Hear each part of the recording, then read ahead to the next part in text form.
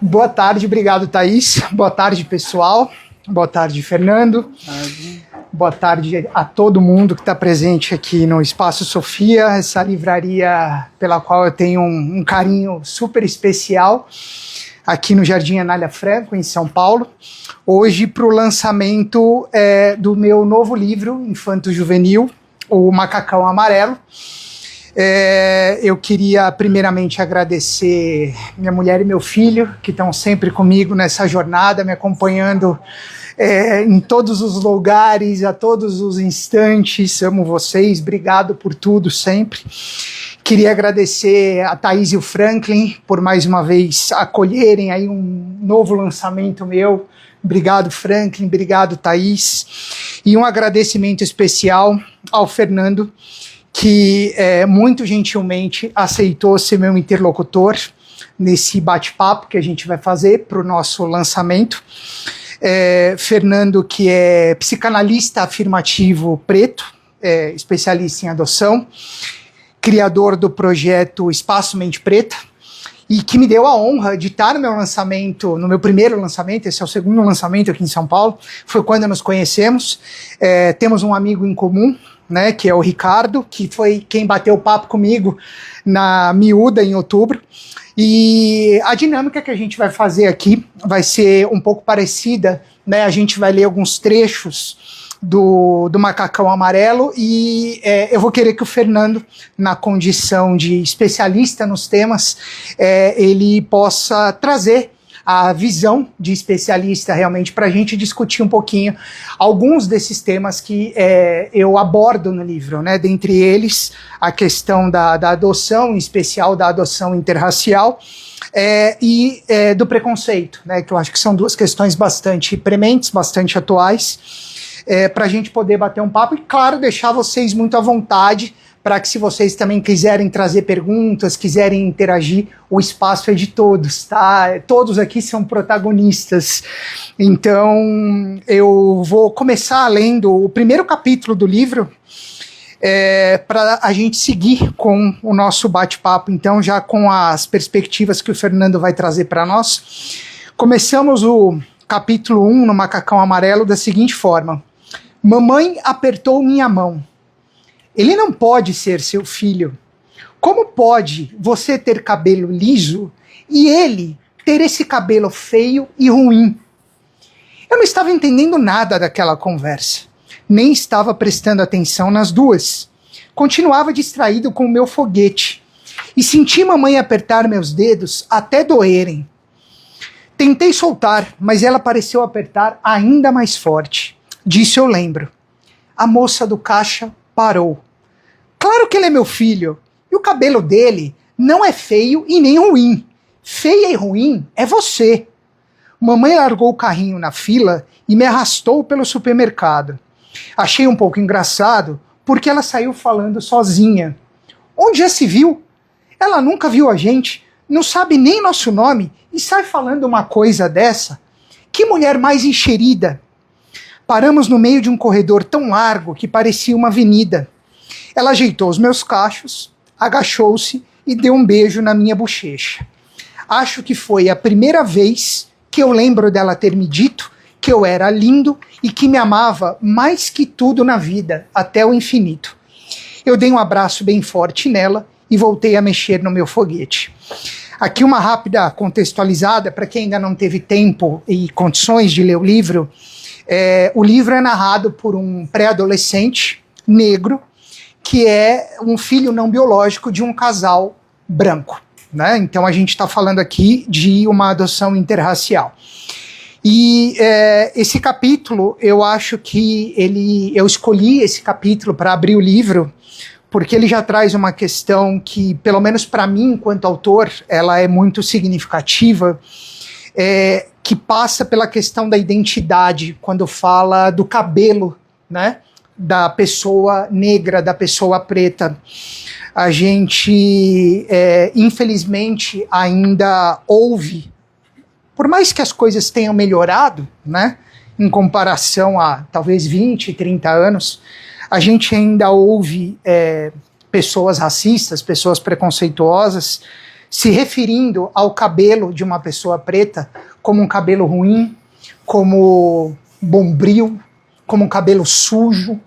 Só que o cabelo afro é uma marca da identidade do povo preto. E o meu protagonista, o meu narrador, é um menino preto. Então, eu queria que você falasse um pouco disso, Fernando, na condição aí de psicanalista afirmativo preto, sobre essa questão da identidade, não apenas pela perspectiva do cabelo, que é uma marca, mas de uma forma geral. Como é que a gente deveria tratar essa questão em relação às pessoas pretas? Sim, perfeito. Bom, primeiro, obrigado pela oportunidade, obrigado a vocês por estarem aqui e por abrir esse espaço, né? Que nem sempre é um espaço também ocupado por pessoas pretas, né? Por N razões. Mas muito obrigado por isso, muito obrigado por poder trazer essa perspectiva, né? Com esse outro olhar. E a primeira coisa que eu acho interessante aqui, né, eu até fiz uma anotação, primeiro que a adoção, ela é sobretudo um ato de amor, né? Ela é um ato que vai muito além, né, de tudo isso que a gente está falando, até pela experiência dos meus 3 adotados aqui, né? Esses 3 vêm de uma adoção. E claro que para mim, como pai adotivo, né, de 3 meninos, 2 pretos e um pardo aí, que ele fala que ele é preto, né, e é preto, né? Essa coisa do racismo, e a gente vai ter oportunidade depois de falar um pouco sobre isso, né, do preconceito. No caso de preto, ele vem com o racismo, e aí vem com o preconceito também da adoção. Uhum. Então isso tem um impacto emocional bastante significativo, né? E o cabelo, se a gente buscar um pouco nessa história, né, dos nossos antepassados, a própria questão da escravidão, as mulheres pretas principalmente, elas eram obrigadas a alisar os cabelos, né, porque principalmente as que trabalhavam nas casas, né, elas eram obrigadas, porque aquilo representava que elas estavam com uma melhor aparência, né? E isso perdurou durante muitos anos, né? Eu me lembro até na minha infância e até a minha fase adulta recente, a minha mãe, por exemplo, ela alisava o cabelo, porque alisar o cabelo significava ter uma boa aparência. Eu tinha uma tia que ela trabalhava com isto, alisando o cabelo, aquela pente quente. Tinha clientes que iam lá para alisar o cabelo. Eu acho que hoje o que tem acontecido, e graças a Deus, é que as pessoas pretas estão tomando muito mais consciência, e aí me explico quando eu falo de pessoas pretas, porque há uma diferença entre ser preto e ser negro. E isso, inclusive, tem causado uma confusão muito grande. Importante falar sobre isso. Eu falo negro ou eu falo preto? Negro é uma coisa, preto é outra. Preto é quem assume a sua identidade como tal. E aí eu volto a uma fala que eu te disse ontem na mensagem, que eu disse, esse livro é muito gostoso de ler, porque ele traz uma referência de uma construção preta. Esse indivíduo, ele sabe exatamente quem ele é e na idade que ele está. O que importa, ele sabe. E isso é advindo desta consciência preta que vocês têm. Então, muito mais importante, inclusive, do que não ser racista, é ser antirracista. E isso é um desafio. E aí eu volto à questão do cabelo, não é? Então, esse cabelo subjugado, e que ainda é, tá? Pasmem vocês, ainda é. Quando eu vejo meu filho com aquele cabelão todo ali, eu digo, eu estou no caminho certo, porque ele se mostra exatamente com a identidade dele, né? Ele está com o cabelo exatamente da maneira que ele gostaria. Outro dia lá em casa saiu uma frase assim, neguinho, não sei o que, blá blá blá. Esse aqui virou e falou assim, não sou neguinho. Não é assim, né? Não é assim. Então, essa questão do cabelo, ele é uma construção de identidade, né? E como psicanalista, e que atendo inclusive pessoas pretas, eu já vi isso muito no consultório, esse pré-julgamento, e como eu me construo quando eu assumo essa identidade. Então hoje você vê mulheres, por exemplo, pretas com cabelões e, cara, que não estão nem aí para o que o outro estão achando. Legal. Ela saiu do campo de preto, de campo de negro, e foi para o campo de preto. Há uma identidade assumida aí. Uhum. Eu acho que isso é extremamente importante. Uhum. E eu concluiria dizendo, é muito importante que a gente faça uma reflexão, sobretudo, o impacto que eu causo nas pessoas pretas quando eu olho para ela de uma maneira diferente, né? Então essa mesma narrativa, apesar de ser uma criança falando aqui, ela não se deu conta naquele momento do que estava acontecendo. Uhum. Mas se ela foi bem suportada, isso não virou um problema, né? Porque ela foi se construindo dentro disso. Eu sempre digo que ninguém faz terapia, eu não tenho um problema para fazer terapia. Eu faço terapia por causa dos outros. São os outros que me causam problema. Não é verdade? São os outros que me causam problema. Eu não faço terapia por mim, eu sou perfeito. Mas eu faço porque você olhou para mim de uma maneira que eu não consegui entender, não é? Então eu acho que é importante a gente refletir também, porque essa questão do racismo, do preconceito, ele está estruturado e ele parte principalmente do olhar, né? É o olhar é o começo, é como eu te olho, é como eu te enxergo, né? E é curioso porque no capítulo, né, que eu li, uma pessoa desconhecida, né, num supermercado, se sente no direito de abordar aquela mãe branca porque ela está com um filho que tem a cor de pele diferente da dela. Uhum. Não passou pela cabeça dessa mulher que talvez da mulher que ofende, da mulher que agride, não passou que talvez aquela mãe fosse casada com um homem negro. Uhum. Porque aí a gente entra numa outra perspectiva, né? Que a gente está falando aqui de adoção interracial, mas também das relações interraciais, né? Infelizmente, a gente ainda se surpreende quando a gente vê um homem branco com uma mulher negra ou uma mulher branca com um homem negro, como se aquilo fosse incomum, como se aquilo não fosse esperado, né? E, de novo, por mais que as coisas tenham melhorado, se a gente for comparar com 20, 30 anos atrás, esse estranhamento que essas relações interraciais ainda provoca, a mim, pelo menos, toca muito, porque é uma distinção única e exclusivamente pela questão da cor da pele, ou seja, estamos falando de racismo estrutural, né? Porque não há nada de errado entre uma mulher branca e um homem negro, ou entre um homem branco e uma mulher negra. Sim. Mas os olhares, assim como essa agressora, né, os olhares são enviesados. Sim. A questão é, como é que a gente rompe essa cadeia preconceituosa? Como é que a gente consegue furar essa bolha, né, e fazer com que isso passe a ser visto de fato com naturalidade? Sim. Né? Eu acho que essa é uma grande questão, não sei se você tem uma resposta, porque eu acho que é uma questão muito complexa, mas a gente está falando do tal do racismo estrutural, né, Fernando? Sim. Eu acho que a primeira coisa, e eu falo sempre isso, a primeira coisa é mudar a história mentirosa. Uhum. Já começa por aí, a gente já aprende na escola uma história mentirosa, né? É uma história construída na base de uma mentira, que não foi daquele jeito. Uhum. Né? A começar, se você começa a falar, olha, os portugueses descobriram o Brasil. Não descobriram nada, já chegaram aqui, já tinha um monte de gente. Né? Então, assim, a história já começa mentirosa, não é? E aí vem toda essa questão também da escravidão, que eu acho que é importante, que que também ela é muito minimizada.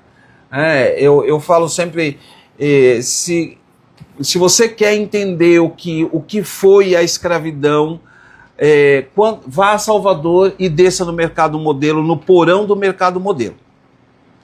Você vai entender o que foi a escravidão, né?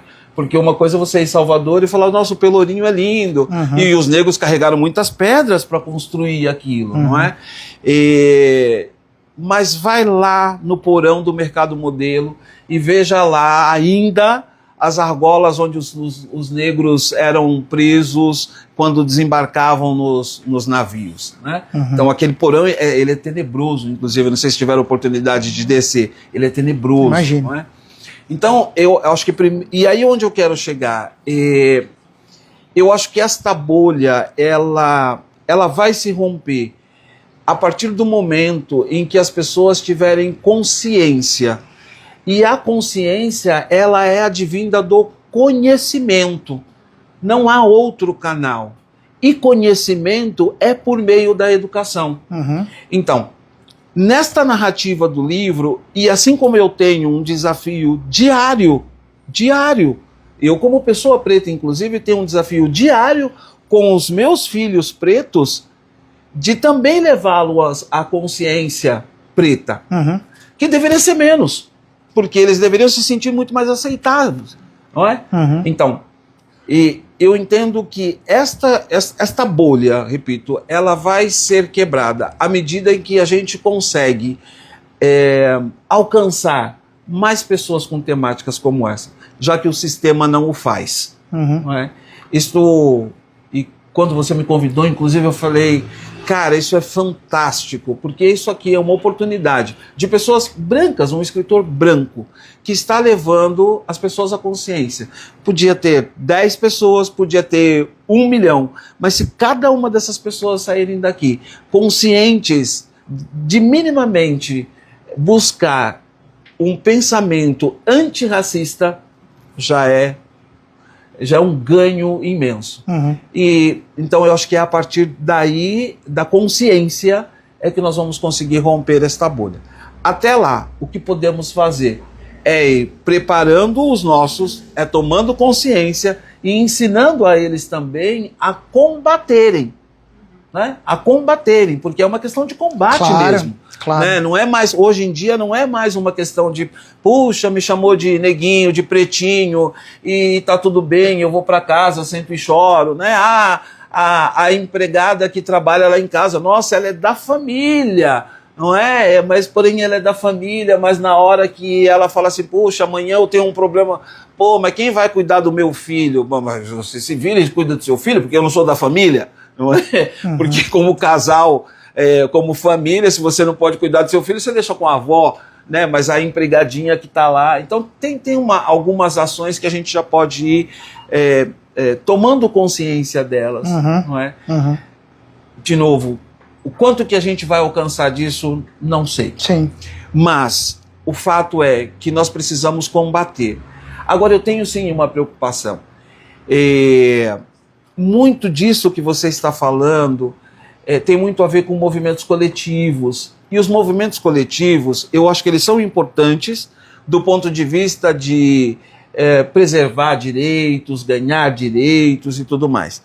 Mas é preciso ter um certo cuidado, porque tem questões que o movimento ele vai para um caminho muito político. E quando as coisas debandam para um caminho político, a gente já sabe onde vai dar, não é? Então vira um problema, não é? Então essa questão da consciência, né, de levar a consciência por meio da sensibilização, eu acho que ela é muito mais importante até do que os próprios movimentos, né? Eu acho que é muito nessa linha. Mas acredito que um dia a gente vai conseguir. Também, prefiro acreditar nisso. Acredito que a gente vai conseguir. Você falou do exemplo do neguinho, eu me lembrei de um outro detalhe importante também, né? Que é a questão do letramento, né? Sim. Do letramento racial, porque a gente cresceu ouvindo expressões, né, que hoje não são mais aceitas. Né? Exatamente esse exemplo que você traz. Né? Talvez há 20 e 30 anos a gente se referia a uma pessoa como falar, o neguinho, mesmo que essa pessoa fosse branca, a gente falar o neguinho, né? Hoje a gente já não pode mais adotar esse linguajar para se referir a alguém, seja essa pessoa branca, mas sobretudo se essa pessoa for uma pessoa preta, né? Então acho que isso que você traz, essa questão da consciência e do combate, que eu acho uma outra palavra-chave na sua fala, ela também me acende para essa questão do letramento. Como é importante a gente buscar esse letramento para tentar, de alguma forma, perder hábitos que nos acompanharam, né? Sim. Exatamente, mudar expressões, sim. né? Porque não é mimimi. Muitas vezes a gente ouve falar, mas isso é mimimi, né? Não é mimimi, isso é muito sério. Sim. Isso é muito sério. Por que eu tenho que me referir a alguém como negrinho ou neguinho, se a gente não se refere a alguém como branquinho? Como branquinho, sim. Né? Sim. Não é parelho. Então, se existe a menção a aquele neguinho, é porque existe um preconceito em relação à cor da pessoa, né? Mas aí eu volto à questão que eu coloquei inicialmente, quando eu falo dessa questão mesmo da identidade, né? Quando você tem essa identidade preta, você consegue entender isto. Uhum. A identidade preta, você consegue entender essas falas, e aí sim você consegue ir para o combate disto, né? O indivíduo que ainda não tem esta consciência de si como indivíduo preto, como elemento preto, ele ainda não... Para ele, isso é só um letramento. Uhum. Vou usar isso. É só uma frasezinha, né? Outro dia eu estava falando com um amigo, por Facebook, amigo de Facebook. E aí a gente estava falando dessa questão de preto e tal. E ele falou uma besteira qualquer, eu falei, cara... Aí ele falou que os pretos, os negros eram minimizados por uma questão deles mesmo. Uma pessoa negra, porque ele é negro, ele não é preto. Uhum. E eu falei, cara, ouvir isso de uma pessoa preta é muito difícil. Ele me respondeu, preto é o seu passado. Eu falei, não dá mais para conversar. Infelizmente, ainda falta esta consciência. Porque era exatamente isso que a gente ouvia. O que é preto? É o passado. Boi, boi, boi, boi da cara preta. Pega essa criança. Ah, se você não ficar direitinho, onde eu vou te colocar? No escuro. Entende? Quer dizer, nós vamos fazendo, e aí do ponto de vista inclusive psíquico, o nosso cérebro ele vai fazendo conexões de falas o tempo todo. O tempo todo. Se eu disser para você agora, não pense num elefante. Você pensa no elefante. Você pensou no elefante. É. Percebe? Então o boi, boi, boi, boi da cara preta. Não pensa no boi da cara preta. E aí quando eu penso, agora eu vou te dizer mais. Pensa num boi da cara preta e pensa num africano, no haitiano, por exemplo. Percebe? Uhum. Então, é muito importante que a gente vá justamente trabalhando essa questão mesmo, né, do nosso letramento. Mas, de novo, para quem é branco, exige uma mudança. Claro. E aí uma adoção de um comportamento antirracista. Para quem é negro, exige assumir uma identidade preta. Uhum. E assumir a identidade preta não é fácil. E aí eu volto para essa questão que a gente estava falando, da questão de combate. Porque na identidade preta você não aceita. Você não aceita mais. Entende? Você não aceita. E em alguns momentos até você meio que parte para agressividade. Uhum. Né? Isso já aconteceu comigo depois que assumi a identidade preta. Uhum. Aconteceu comigo. Eu fui diretor de RH em grandes empresas e todo mundo no RH tinha nome, todos os diretores tinham nome. Eu era o neguinho do RH. Ou o negão do RH. Então, assim, para o pessoal que trabalhava na produção, chamar de negão do RH era sinal de respeito. E para os outros diretores que estavam no mesmo nível lá, os meus pares, era o neguinho do RH. Não é? Só que naquela época eu não tinha consciência preta.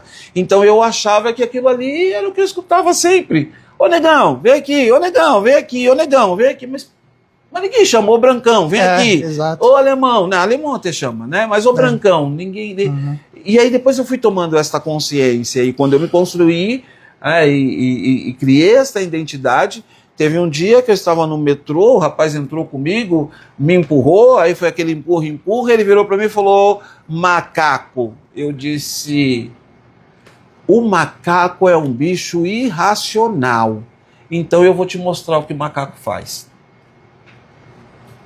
Eu dei-lhe um senhor murro, que ele caiu sentado no banco. É bonito o que eu fiz? Não, mas é a minha identidade. Entende? Eu me senti extremamente ofendido naquele momento. Eu falei, até a polícia chegar, levar ele, eu ir para a delegacia, eu preciso ir para casa, meu filho está esperando. Então tá bom, ele vai para casa com o murro dele, eu não estou satisfeito ainda, mas tudo bem, não é? Então eu acho que é muito importante, né, não precisa ser neste nível de combate que eu estou colocando, mas é muito importante a gente ter esta consciência. Né? 2 pontos que eu acho importantes no que você traz, começando de trás para frente, foi a decisão editorial de colocar macacão no título do livro, porque isso me vinha muito à cabeça. Embora esteja muito claro que o macacão aqui é uma peça de roupa, né? A minha preocupação era muito essa questão dos temas que eu estou trazendo, sobretudo a questão do racismo, e essa forma agressiva de se referir à pessoa preta.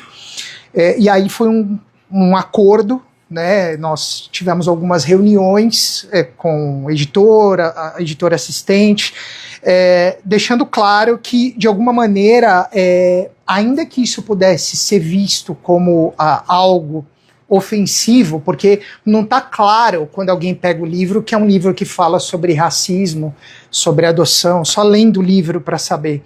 Mas a gente de alguma forma poderia ressignificar essa ofensa que você está até muito generosamente compartilhando um testemunho pessoal e trazer para o título do livro. Então hoje eu digo, ainda mais ouvindo isso que o Fernando tá falando, e com base até em conversas que eu tive com outras pessoas pretas, que eu acho que foi uma decisão acertada, porque em nenhum momento a associação entre o macaco negro, né, e a história ela se dá. Esse é um primeiro ponto que eu acho importante destacar.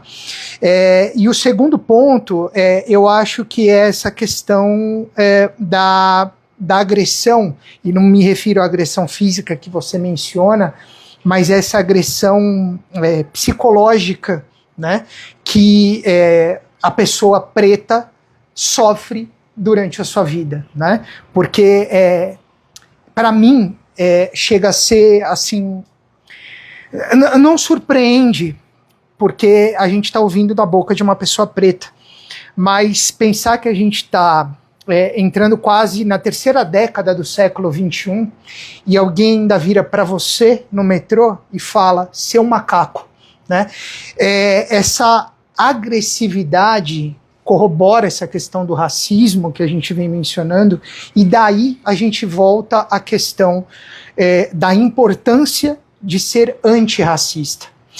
O meu narrador protagonista é uma pessoa em construção, é um jovem de 11 para 12 anos, tanto que para quem já leu, para quem ainda vai ler, tanto ele quanto os seus pais ainda oscila nessa questão da própria cor. Tem hora que é branco, tem hora que é preto, tem hora que é negro, tem hora que é pardo, tem hora que é marrom, porque eles estão descobrindo isso em conjunto. No entanto, o que eu acho fundamental, talvez para a gente começar de fato a minimizar essas agressões, né, passar por essa perspectiva da consciência que vai culminar na construção da identidade. E aí, Fernando, eu acho que isso não deve ser algo restrito apenas às pessoas pretas, ou as pessoas negras. Sem Muito pelo dúvida. contrário. Eu acho que nós, e hoje somos a maioria aqui, pessoas brancas, né? Pelo menos no que diz respeito à cor da pele, porque eu tenho origem africana, eu tenho origem japonesa, croata, minha prima está aqui do lado croata, eu tenho origem africana.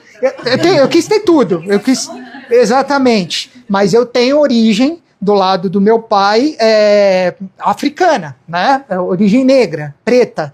Então, eu acho que é um exercício para todos nós, diário, esse cuidado, essa tomada de consciência que a gente tem que ter no que diz respeito à identidade preta. Sim. Né? Eu acho que é a grande lição que a gente tem que levar, né? E aqui eu não quis fazer nada didático, quis contar uma história, é uma ficção, não é autobiográfico, não é uma história baseada na minha família. É claro, houve uma inspiração, minha família é uma família interracial, mas não é uma história biográfica.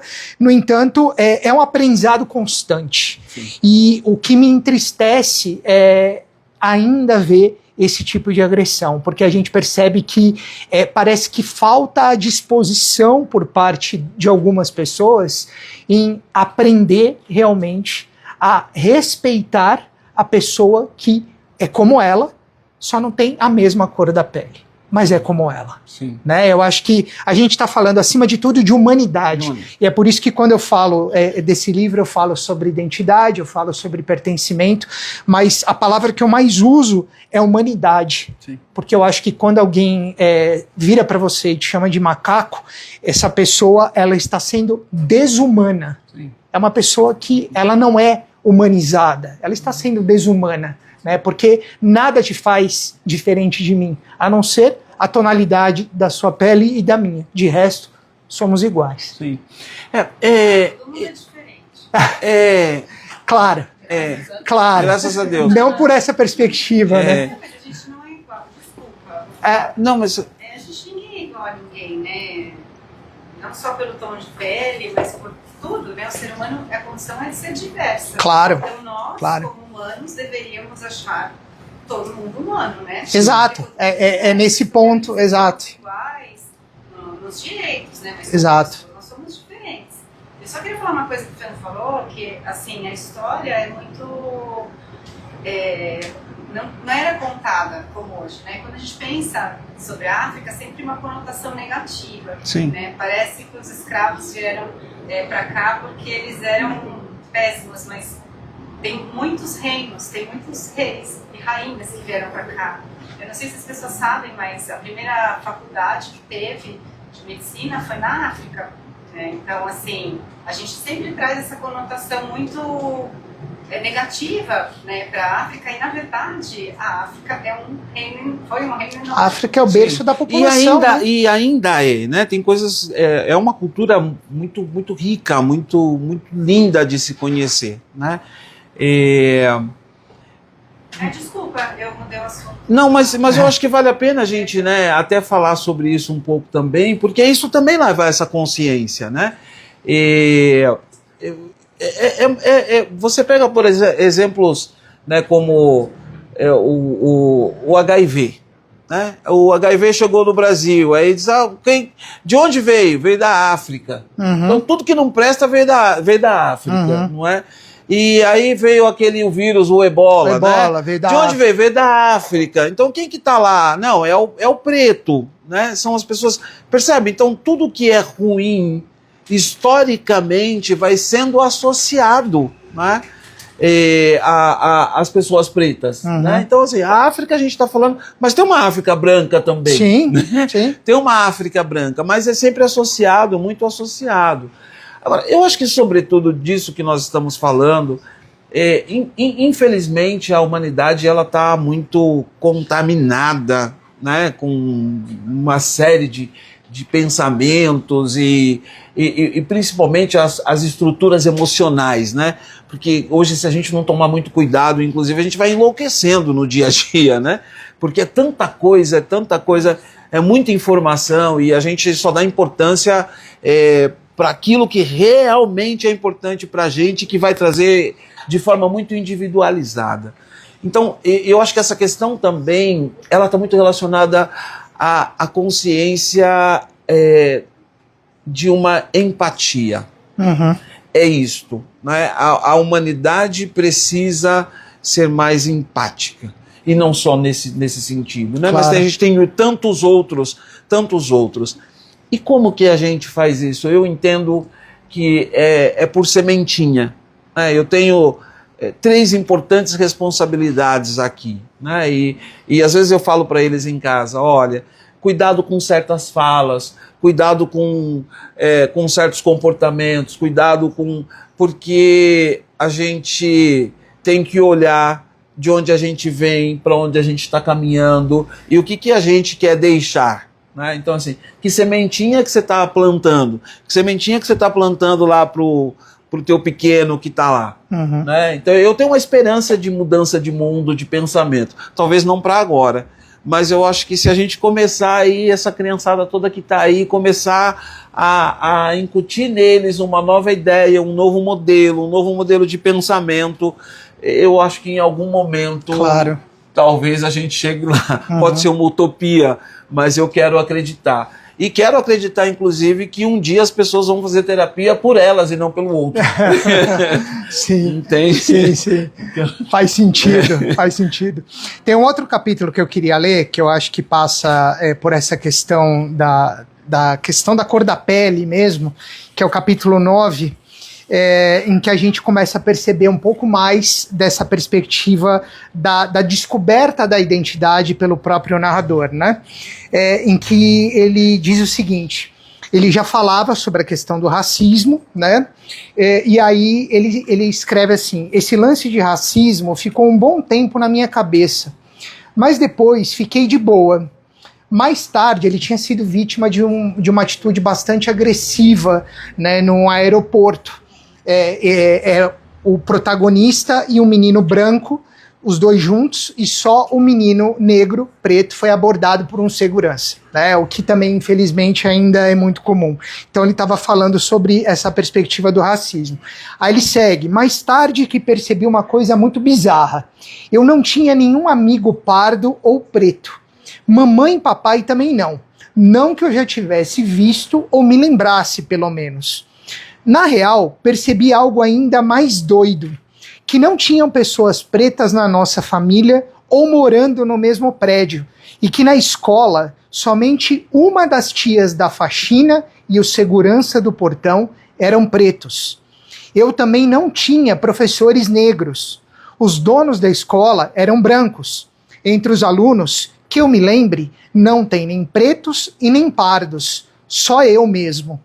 Um dia falei para os meus pais, e papai lembrou que ele tinha sim um amigo negro chamado Bruno, alguém querido que ele conhecia desde criança, e marcamos um parque perto de casa, num domingo de manhã.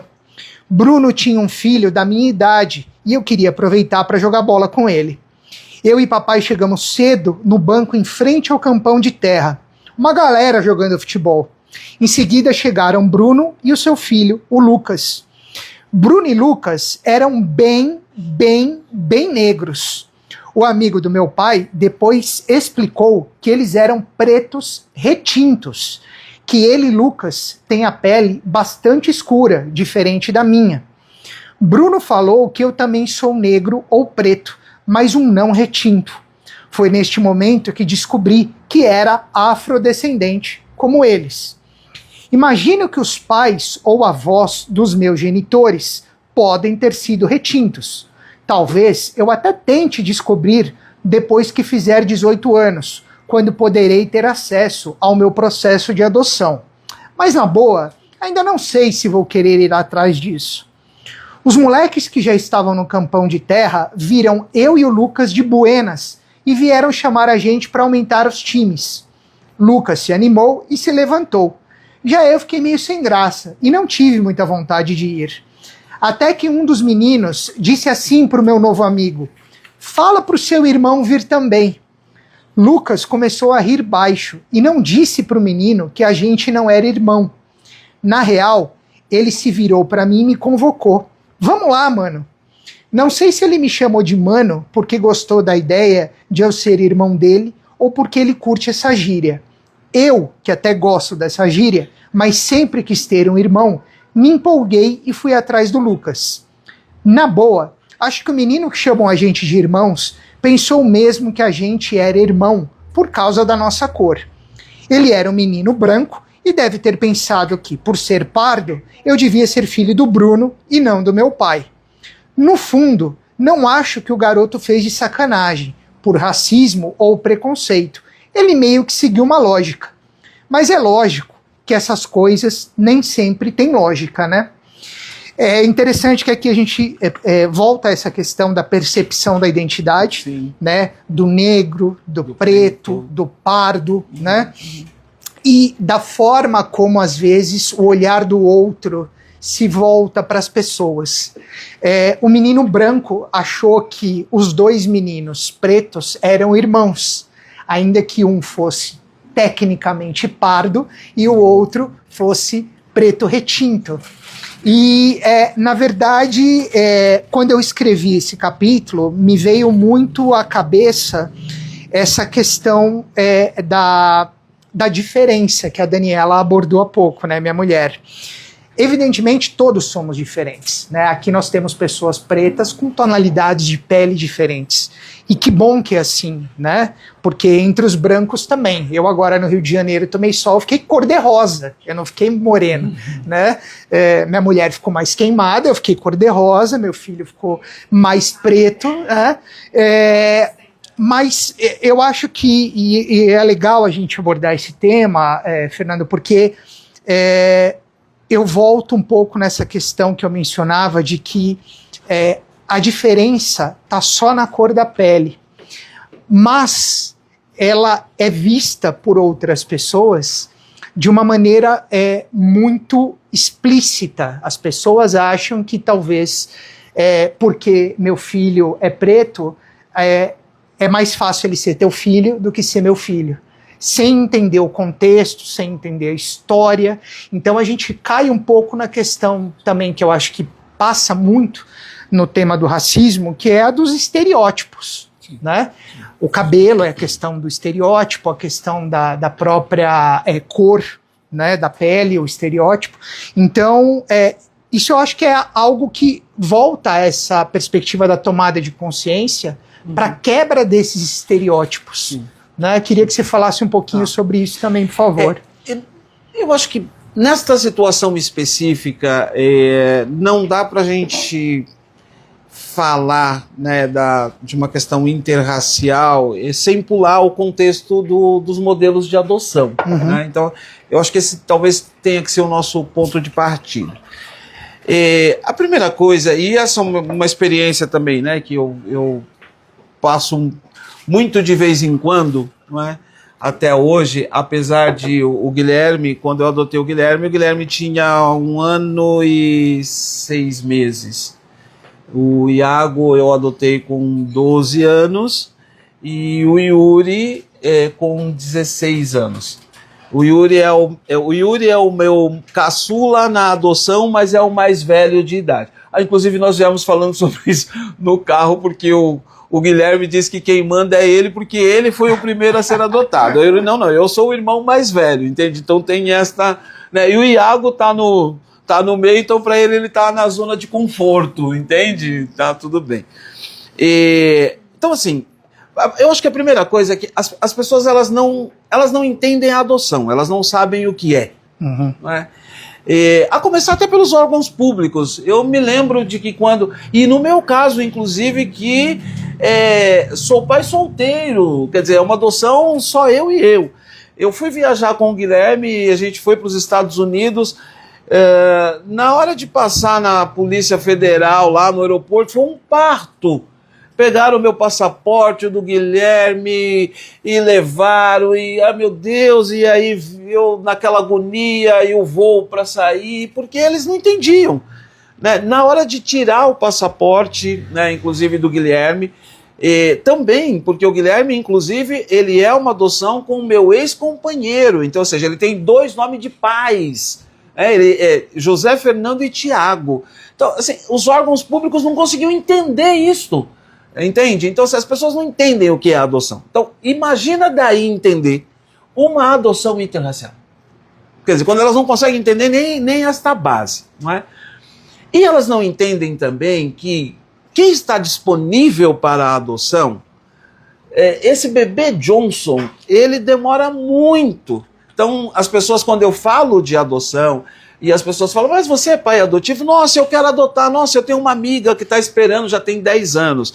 Mas vem cá, o que ela está esperando? Não, ela está esperando uma menina dos olhos azuis, recém-nascida, com 4 dias, então ela vai ficar mais 10 anos esperando. Essa criança vai chegar para ela adulta. E olha lá. E olhe lá, não é? Por quê? Porque também isto tem a ver com a questão social do preto, aonde o preto está colocado. Então, quem abandona filho é o preto, pobre, periférico, drogado, alcoólatra, não é? Este é o perfil desta população, não que não tenha brancos, mas na sua grande maioria, não é? Este é o perfil. Então, é este perfil que vai para a adoção. O Cadastro Nacional de Adoção, ele diz que existem 44 mil pessoas no Cadastro Nacional aguardando uma criança para ser adotada.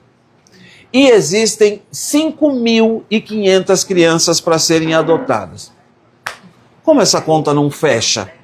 Não fecha exatamente por conta disso. Porque as pessoas querem um perfil que não é um perfil de um preto. Entende? Então, quando tem um casal branco que resolve tomar esta iniciativa, e não por caridade, mas também porque querem ser pais. Sim. E decidiram ser pais. Já que eu tenho a opção de ser pais, então eu vou ser pai de um preto. Por que não? Não é? Só que na cabeça das pessoas também há isto. Há uma construção de que se você adotou um preto, é porque você queria fazer caridade. Não, não é. Eu queria ser pai, eu queria ser mãe. Porém, na adoção eu tenho a opção de escolher o perfil que eu gostaria. Né? Eu tenho esta opção. Se eu tive esta opção, eu vou escolher. Por quê? Porque eu me afino muito mais. Porque eu sou, neste caso, antirracista. Eu não estou olhando se é branco, preto, alemão. Não, é porque eu tenho esta escolha. Percebe? Então não dá para a gente entrar muito nessa temática sem falar primeiro de que as pessoas precisam também conhecer um pouco mais sobre isso. Sem dúvida. E aí quando a gente fala deste preconceito, ele é advindo disso, da que as pessoas não conhecem. Outro ponto importante é que, por exemplo, nessa narrativa, exatamente isso, e aqui a gente está falando, né, de um pré-adolescente, de um adolescente aí, de um pré-adolescente. Na adolescência já é uma confusão danada, né? A cabeça é o que eu sou, para onde eu vou, o que eu faço, de manhã eu quero uma coisa, de tarde eu quero outra. Então, imagina, eu estou vivendo exatamente este contexto em casa. Eu também. Tamo junto, tamo junto. Quantos vocês têm? O Benício tem 13. 13, mas você só tem ele. Só tem ele. Você tem quanto? Uma. Eu sou um pouco mais velha, né? Só tem uma. Tomara Deus que sim. Eu tenho 3. Eu tenho 3. E esses 3 são coisas completamente diferentes, situações diferentes. Esse daqui outro dia virou para mim e falou assim: papai, eu não sou mais criança. Ah, não, você não é mais criança. Não sou mais criança. Então tá bom, o que você é? Não, eu sou pré-adolescente. Tá tudo bem, que bom que você cresceu. Veio se aproximando do Dia das Crianças. Papai, meu presente do Dia das Crianças. Pré-adolescente não tem, não precisa, não tem. Evidente. Não é? Mas esqueceu, foi um lapso. Esqueceu.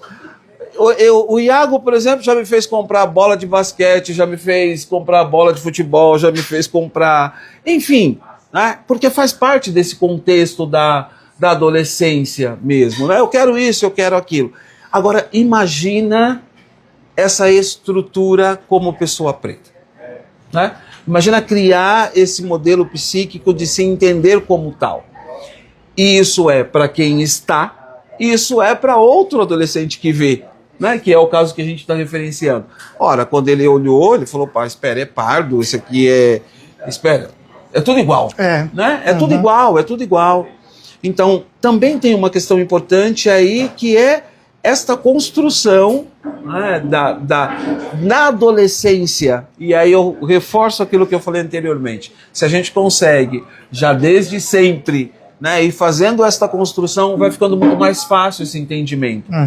E essas definições, inclusive, é preto, é negro. Quando eu li aqui o texto, eu falei, meu Deus, desculpa. Ele fala preto, depois daqui a pouco é negro, daqui a pouco ele volta, é preto, é negro, né? Porque a gente não tem, de fato, essa clareza. Exatamente. Imagine eles. Né? Imagine eles. Exatamente. Eu não sei se vocês têm alguma... Tudo bem, Tati? Tudo jóia? Que bom te receber. Davi, grande Davi, tudo bem, querido?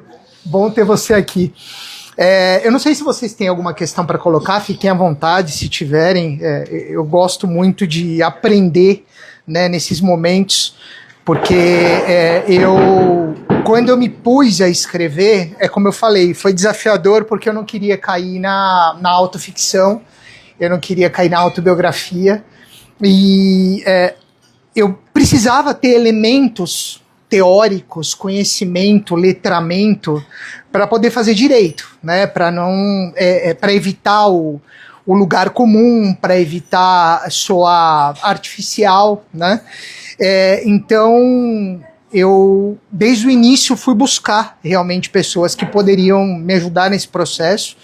Felizmente encontrei muitas delas, e por isso que para mim é muito importante hoje estar dialogando com uma pessoa que entende desses dois temas centrais da obra, né? O tema da adoção e o tema do preconceito racial.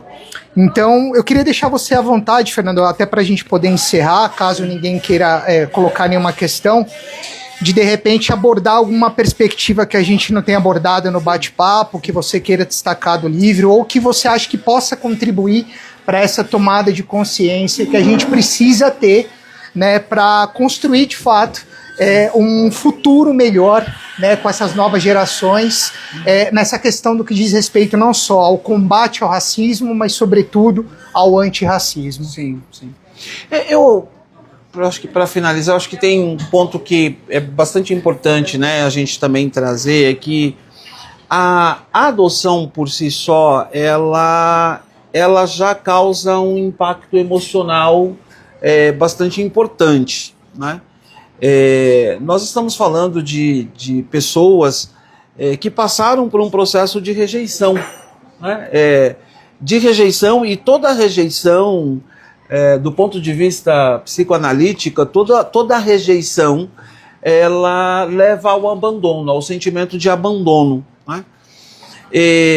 Eu sempre falo em casa que, assim, a mesma mão que bate afaga, porque eu sou pai, né? Então, assim, eu sou... E aí eu ainda brinco, eu ainda falo, ó, do filho dos outros eu sou psicólogo, de vocês eu sou pai, né? Então, mas é muito importante, e eu vejo isso também um pouco nessa narrativa, e mais uma vez, cara, parabéns por esse trabalho, tá brilhante, que é a percepção do respeito do que esse adotado traz, né? E aí nós estamos falando de duplo preconceito, né? Nós estamos falando de uma criança que é adotada, né? E muito interessante aqui, tem um capítulo, no capítulo 5, ele fala, fui enviado para um abrigo. Tanto que hoje há uma preocupação bastante grande em relação até para tentar minimizar um pouco esse impacto do abandono para os adotados. Não se usa mais a expressão abrigo, né? Hoje se usa a expressão saica, mas no passado era abrigo. Sim. Quando eles estavam lá, muito possivelmente quando ele foi, era abrigo, né? Hoje se usa a expressão, hoje o nome é Serviço de Acolhimento à Criança e ao Adolescente, né? Que é justamente porque já há um preconceito aí, né? Você morava no abrigo, né? Não, abrigo hoje é para morador de rua. Abrigo é para morador de rua, porque ele entra lá à noite para ser abrigado e ele sai no outro dia de manhã. Uma criança, um adolescente que está institucionalizado, ele está numa condição que antigamente era de abrigamento, mas hoje ele está de acolhimento constante. Mas é importante que quando eles também vão para a escola, quando eles vão para, né, para socialização, eles já sofrem esse preconceito. Sim. Né? Já há aí um olhar de que assim, é a perua do Saica que levou, eles não... vamos fazer o trabalho de escola, mas vamos fazer aonde? Não, na minha casa não dá, porque eu não tenho uma casa, né? Eu não tenho um espaço, mas eu consigo ir no outro. E aí vem a questão também de quando é abrigado, né? Ou institucionalizado e preto, que é a maioria do perfil que nós temos lá. Sim. Né? Então há aí um duplo preconceito. Eu sou um defensor, inclusive, da adoção tardia. Né? Eu acho que tem muito moleque aí precisando de um lar, mas de um lar de acolhimento. Né? Não é um lar de caridade, mas um lar de acolhimento. É um desafio, claro, né, uma adoção com um menino de 12 anos, deu trabalho, coitado, quando chegou, mas tá aí hoje. Eu brigo todo dia com ele, mas ele não me larga, entendeu? Esse vai fazer 19, o Yuri, outro dia eu tava lá em casa brigando, não sei o que, ele virou para mim e falou assim, você vai ter que me aturar. Não é? Então, já que você chamou, agora você vai ter que me aturar, não é? Então, mas é um desafio e eu né, sou um defensor da adoção tardia. E eu gostaria de deixar como mensagem para vocês, e mais uma vez parabéns pelo trabalho, tentem, por favor, refletir, né, o quanto que ainda pode estar intrínseco, ou às vezes numa fala, às vezes num comportamento, talvez alguma atitude racista, né, que a gente pode não perceber, ok? E a gente só faz isso com as nossas autoanálises, né, com as nossas reflexões. E também, se não conseguir fazer sozinho e achar que em algum momento eu tô lá e vamos conversar sobre gente preta, não tem problema, não é? E outra coisa eu acho que é importante também, que essa temática que a gente está falando, pensem sobre a adoção. Se tiverem possibilidade, pensem sobre ela. Se quiserem ser pais, né? Não pela possibilidade de tirar alguém do abrigo, mas se ainda passar pela cabeça, quero ser pai, quero ser mãe, e a adoção for um caminho, por favor, pensem sobre isso. É um desafio, né? Eu acho que vocês passaram por isso, é um desafio, mas a resposta deste amor que vem nos preenche de uma forma que eu não sei dizer se do ponto de vista biológico é igual. Vou puxar agora para o nosso lado. Não é? Mas pela adoção é uma coisa muito gratificante. E eu, antes de te agradecer para encerrar, eu só quero reforçar um ponto que você falou, já que você está finalizando com a questão da temática da adoção. Tudo bem? Que é o seguinte, adoção não é caridade. Não. Adoção não é caridade. Não tem nada a ver com caridade. Sim. Adoção é amor, né? Acima de tudo. Então, eu acho que essa sua fala final, de fato, trata talvez do tema central da obra, porque quando eu falo de humanidade na obra, eu falo também de preconceito, eu falo de adoção, mas para mim, eu não sei na tua visão de leitor, mas para mim o tema central deste livro é o amor. É o amor, né? Porque é o amor que supera a questão da diferença racial, do preconceito racial, da busca pela identidade, né, da busca pela igualdade, do discurso antirracista. Então, para mim, o que realmente está como tema principal dessa obra, sou suspeito porque fui eu que escrevi, mas para mim é o amor. Então, te agradeço muito por ter trazido essa temática também para o nosso debate. E mais uma vez foi um motivo de orgulho para mim poder ouvi-lo, aprender com você, tê-lo aqui comigo nesse momento tão importante. E eu queria te agradecer mais uma vez pela generosidade de nos ensinar e bater esse papo comigo no lançamento do Macacão Amarelo. Fernando, muito obrigado, querido. Obrigado mesmo, viu? Obrigado, pessoal. Obrigado.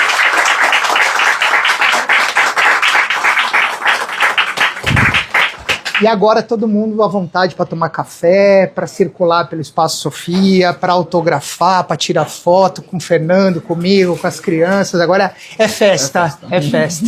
Obrigado, gente, pela presença de todos. Muito viu? obrigado, mesmo. muito obrigado. Ricardo, eu não consigo parar de ler isso. É toda hora eu pego e os meus filhos também. Eles vieram no carro e folheia pra cá, folheia pra lá. Fico feliz.